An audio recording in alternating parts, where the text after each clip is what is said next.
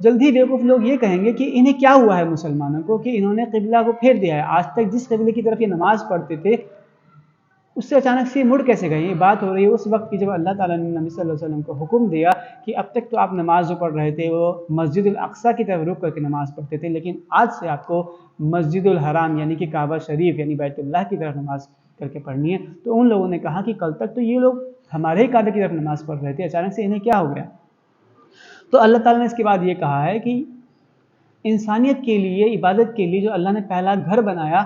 وہ کعبہ ہی تھا، وہ بیت اللہ ہی تھا، وہ مکے کا یہی گھر تھا جس کو ابراہیم علیہ السلام اور اسماعیل علیہ السلام نے خود اپنے ہاتھوں سے بنایا ہے، اور ان کو تم جانتے ہو وہ تمہارے پیغمبر بھی ہیں، وہ تمہارے ہی باپ دادا ہیں، تمہاری کتابوں میں وہ لکھا ہوا ہے، اس کتاب کو تم ایسے پہچانتے ہو جیسے تم اپنے بیٹوں کو پہچانتے ہو۔ آیت نمبر 146 میں اللہ تعالیٰ نے کہا ہے کہ اس کتاب کو یعنی قرآن کو وہ لوگ ایسے پہچانتے ہیں اور اس میں لکھی ہوئی ساری باتوں کو ایسے پہچانتے ہیں جیسے اپنے بیٹوں کو پہچانتے ہیں، یعنی کہ وہ ساری باتیں جو بتا رہے ہیں کہ ابراہیم علیہ السلام اور کعبے کی تعمیر اور ساری باتیں ان کی اپنی کتابوں میں پہلے سے لکھی ہوئی ہے، تورات میں، انجیل میں، اسے پڑھتے ہیں، وہ جانتے ہیں کہ یہ حق ہے، اس کے بعد بالکل ایسے پہچانتے ہیں جیسے اپنے بیٹوں کو پہچانتے ہیں، لیکن اس کے بعد بھی زبردستی وہ اپنے آپ کو ضد میں اڑ رہے ہیں کہ نہیں اس پیغمبر کو نہیں ماننا ہے۔ تو اللہ تعالیٰ کہہ رہے ہیں کہ یہ بیوقوف لوگ ہیں۔ آیت نمبر 152 میں اللہ تعالیٰ نے کہا ہے فَاذْكُرُونِی أَذْكُرْكُمْ، تو تم مجھے یاد کرو تو اللہ تمہیں یاد کرے گا، تم مجھے یاد کرو تو میں تمہیں یاد رکھوں گا، وَاشْكُرُوا لِی، اور میرا شکر کرو، وَلَا تَکْفُرُونَ، اور میرا انکار نہ کرو، میری ناشکری نہ کرو۔ اور اس کے بعد اللہ تعالیٰ نے آیت نمبر 153 میں کہا یا ایھا الذین آمنوا استعینوا بالصبر والصلاۃ، اے لوگوں جو ایمان لائے ہو مدد حاصل کرو صبر سے اور نماز سے، بے شک اللہ تعالیٰ صبر کرنے والوں کے ساتھ ہے۔ یہ آیت تقریباً اس وقت نازل ہوئی جب جنگ بدر اور جنگ احد چل رہی تھی اور مسلمانوں کے کچھ صحابہ شہید ہو گئے، اور اس وقت پھر انہیں لگا کہ یہ کیسا ہو گیا، تو اللہ تعالیٰ نے بتایا یہ آزمائش ہے اور یہ ہر ایک پر آتی ہے۔ اللہ تعالیٰ نے کہا ہے کہ نماز اور صبر سے مدد حاصل کرو، ولا تقولوا لمن یقتل، اور ان لوگوں کو جو اللہ کی راہ میں قتل کیے جائیں، فی سبیل اللہ، ان کو جو اللہ کی راہ میں قتل کیے جائیں ان کو نہ کہو اموات، ان کو یہ نہ کہو کہ وہ موت آ چکی یا وہ مردہ ہو گئے، بل احیاء، بلکہ وہ تو زندہ ہیں، ولکن لا تشعرون، اور تمہیں شعور نہیں ہے، ایکچولی وہ زندہ ہیں اور وہ ان کے رب کی طرف سے رزق پہنچتا رہتا ہے۔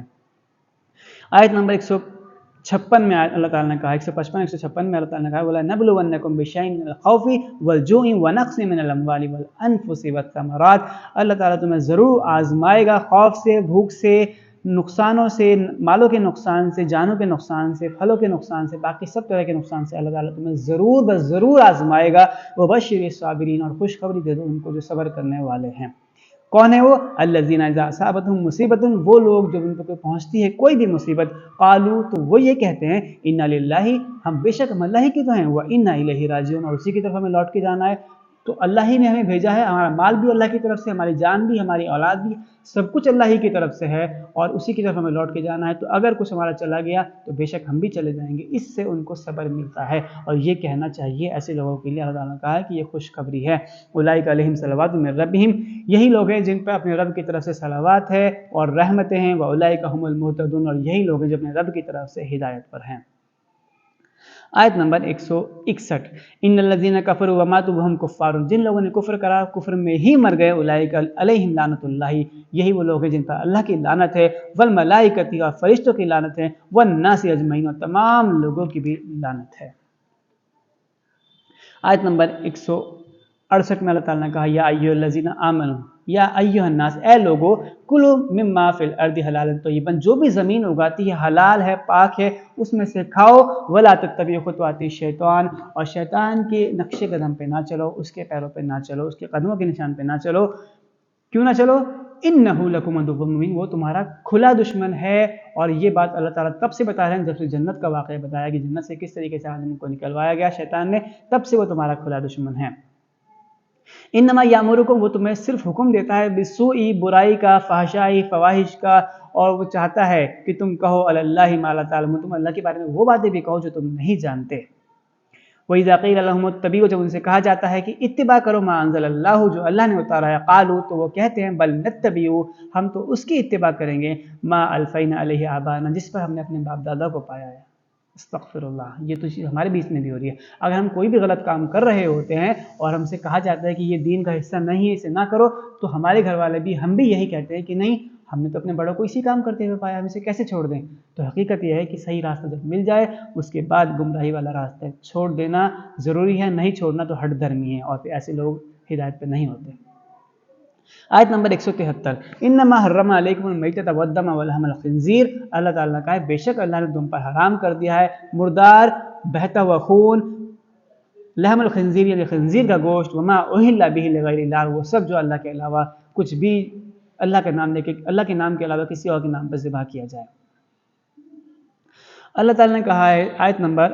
177 لیس البر ان تولوا، نیکی صرف یہ نہیں ہے کہ تم پھیر لو وجوہکم، اپنے چہروں کو، قبل المشرقی والمغربی، مشرق یا مغرب کی طرف اپنے چہروں کو پھیر لو، صرف یہی تو نیکی نہیں ہے، ولکن بلکہ نیکی کچھ اور ہے، وہ کیا ہے؟ من آمنا، جو ایمان لائے، باللہ اللہ پر، والیوم الآخر آخرت کے دن پر، والملائکتی اس کے فرشتوں پر، والکتاب والنبیین اور کتاب اور نبیوں پر ایمان لائے، وآت المال اور اپنے مال دیتا ہے، علی حبہ ذی القربى قریب والوں کو، والیتامى یتیموں کو، مسکینوں کو، مسافروں کو، مانگنے والوں کو اور غلاموں پہ خرچ کرتا ہے، واقام الصلاۃ اور نماز قائم کرتا ہے، وآت الزکوٰۃ اور زکوٰۃ بھی دیتا ہے، والموفون بعہدہم اور اپنے عہدوں کو پورا کرتا ہے، اور والصابرین اور صبر کرتے ہیں، والباساء والضراء وحین الباس اولئک الذین صدقوا، یہی وہ لوگ ہیں جنہوں نے سچ کہا ہے، جو سچے ہیں، اولئک هم المتقون، اور یہی وہ لوگ ہیں جو متقی ہیں۔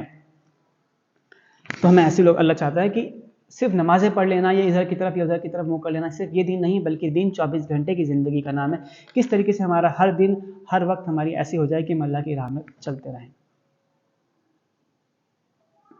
اللہ تعالیٰ نے آیت نمبر 183 میں کہا ہے یا ایھا الذین آمنوا، اے لوگوں جو ایمان لائے ہو، کتب علیکم الصیام، تم پر رمضان کے روزے فرض کر دیے گئے، کما کتب علی الذین من قبلکم، بالکل اسی طریقے سے جس طریقے سے تم سے پہلے والوں پر فرض کر دیے گئے تھے، لعلکم تتقون، تاکہ تم پرہیزگار بنو۔ آیت نمبر 185 شہر رمضان الذی، یہ رمضان کا مہینہ ہے، انزل فیہ القرآن، جس میں قرآن نازل کیا گیا، ھدی للناس، تمام لوگوں کی ہدایت کے لیے، وبینات، اور ایک نشانی ہے، من الہدی والفرقان، ہدایت اور قرآن کی طرف سے۔ آیت نمبر 186 وَإِذَا سَأَلَكَ عِبَادِي أَنِّي فَإِنِّي قریب، جب میرے بندے مجھ سے تمہارے بارے میں پوچھیں کہ اللہ کے بارے میں بتاؤ، تو کہو کہ اللہ قریب ہے، بہت قریب ہے، اجیب دعوت الداعی اذا دعان، جب بھی پکارنے والا پکارتا ہے، فلیستجیبوا لی، تو اللہ تعالیٰ اس کی پکار کو سن لیتا ہے۔ احل لکم لیلۃ الصیام، اللہ تعالیٰ نے کہا ہے کہ روزے کی رمضان کی راتوں میں تم پر کوئی برائی نہیں کہ تم اپنی بیویوں کے پاس جا سکتے ہو، ہن لباس لکم، وہ تمہاری لباس ہیں، وانتم لباس لہن، اور تم ان کے لباس ہو۔ آیت نمبر 189 یسألونک عن الاہلہ، وہ تم سے چاند کے بارے میں پوچھتے ہیں، قل ہی مواقیت، کہو کہ یہ تو وقت پتہ کرنے کا ایک آلہ ہے، للناس والحج، لوگوں کے لیے وقت پتہ کرنے کا اور حج کا وقت پتہ کرنے کا، یعنی کہ دن اور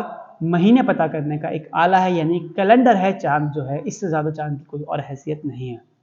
190 نمبر آیت میں اللہ تعالیٰ نے کہا ہے وقاتلوا فی سبیل اللہ الذین یقاتلونکم ولا تعتدوا، ان لوگوں سے جو تم سے لڑتے ہیں ان سے تم لڑو اللہ کے راستے میں، اور حد سے زیادہ نہ بڑھو۔